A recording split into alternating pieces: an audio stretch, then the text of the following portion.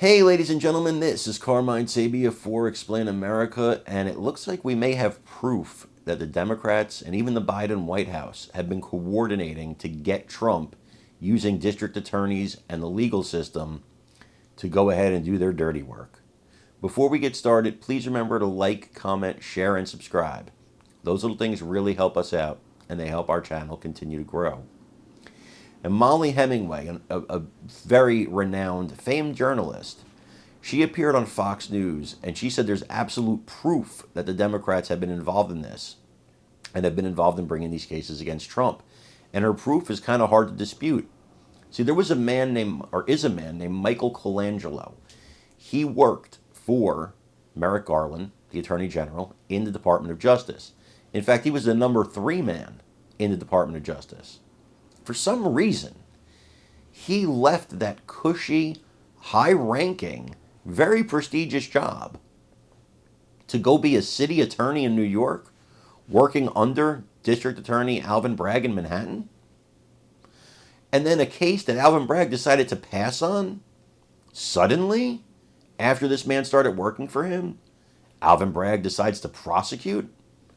Gosh, that is really coincidental. Now, of course, you can't prove this, right? You can't unless somebody comes forward and says, hey, this is what I did. It's almost impossible to actually stone cold prove it. But like Mollie Hemingway says, this is proof for a lot of people. It's proof enough for me. Is it proof enough for you? Is it proof enough for the jury? Is it proof enough for the court of public opinion? That is all to be determined because the mainstream media is not even really reporting it outside of Fox News and Newsmax. So I want you to listen to what she has to say here, and then let me know what you think about it. Is this proof that the Democrats have been involved in what is essentially, if true, a scam? Let me know what you think. As always, please remember to like, comment, share, and subscribe. I'm Carmine Sabia for Explain America. We love you guys. God bless you. Take care, everybody.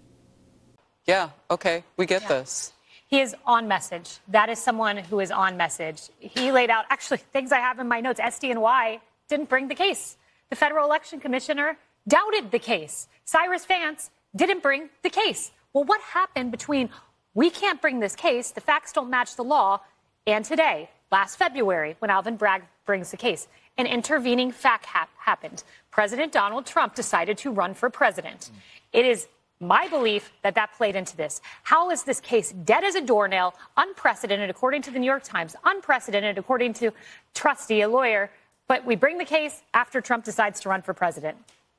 I leave that with you. You said something earlier this hour, and I know you've been looking for connective tissue with the current president to further those political points. Who was leading the opening statement today against the president? Matthew Colangelo, who used to be the number 3 under Merrick Garland at the Department of Justice. He left that cushy job at the Department of Justice to go be a line prosecutor in a city office. That shows how coordinated this is. It's not just him. In fact, there was a law firm here in New York City that's known as a Democrat law firm that handed over a few of its attorneys to help bring charges against Donald Trump.